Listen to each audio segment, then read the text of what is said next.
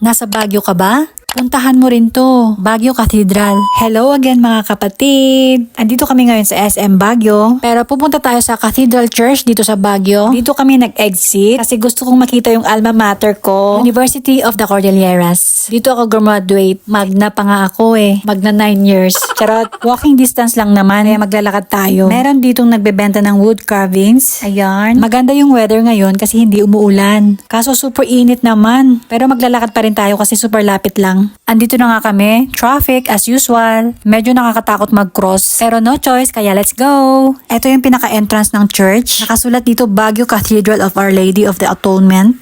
Dati yung pangalan nito, Our Lady of the Atonement Cathedral. Ngayon naging Baguio Cathedral na. Tara, pasok tayo. Open naman lagi yung gate. Ang Baguio Cathedral, isa ito sa pinaka-popular na landmark dito sa Baguio City. Kaya kapag nandito ka sa Baguio, kailangan mo rin talagang puntahan to para mag-picture-picture. Kasi sikat talaga to. Lalo na dito, itong part na to, kasi andito yung si Jesus. Tapos yung background mo sa likod is yung church. Diba ang ganda? And maganda rin tumambay dito kasi maraming upuan. Actually, nung college ako, dito kami tumatambay pag walang pasok. Hindi ko alam kung anong okasyon ngayon kasi maraming nakasabit na kulay white and yellow na parang pang fiesta ba. Anyways, tara ikutin natin yung church para makita nyo. Konti lang yung tao ngayon kasi hindi Sunday. Kapag Sunday kasi super dami talaga ng tao kasi may misa. Tara silipin natin yung loob. Buti na lang ganadong maglakad itong baby ko. Kasi kung sakali hindi ko kakayanin, ang bigat-bigat kaya niya. Tapos ang haba pa ng nilakad namin, di ba? Pumasok lang kami saglit tapos lumabas din kasi nga ayaw ni Luna sa loob. Ikutin muna natin itong simbahan. Tingnan natin kung ano pa ang pwede kong ipakita sa inyo. Malaki pala yung simbahan na to. Tingnan nyo maraming pintuan. Catholic Church. Napakaganda talaga ng weather ngayon. Mainit pero carry lang. May CR pala dito sa tabi ng church. Tapos dito rin yung altar na pwede kang magsindi ng kandila for your loved ones. Napakaganda talaga ng araw today. Tingnan nyo naman yung langit. Super white and blue lang yung makikita. Meron pala akong ipapakita sa inyo. Dito rin pala sa tabi ng simbahan meron yung sky zone na makikita mo yung view ng Baguio. Tabi lang siya ng church. Dito sa may parking lot na ito. By the way, yung ilalim ng parking lot na to is mall, yung Portavaga Mall. Mamaya pupuntahan din natin yan. Pero dito muna tayo. Yung parking lot na to, maraming stores. Merong kainan, may bilihan ng mga souvenirs. And ito yung sky zone na gusto kong ipakita sa inyo.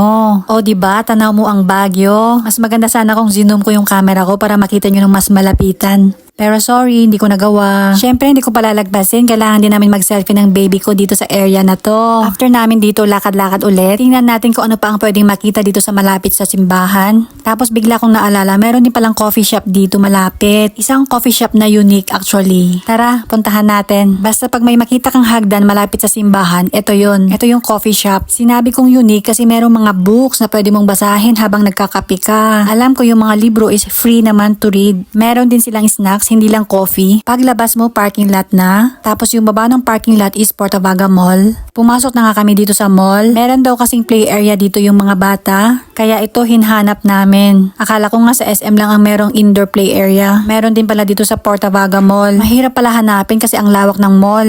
Kaya nagtanong na lang ako sa guard. Ang sabi, 3rd floor. Kaya yun, dumiretso na kami dito sa 3rd floor and this is it. Nandito na kami. Nakita agad ng baby ko itong mga broom and agad-agad siyang sumakay. Pero nagsasayang ng coins kasi after niyang paandarin is umaalis siya. Ewan ko ba dito?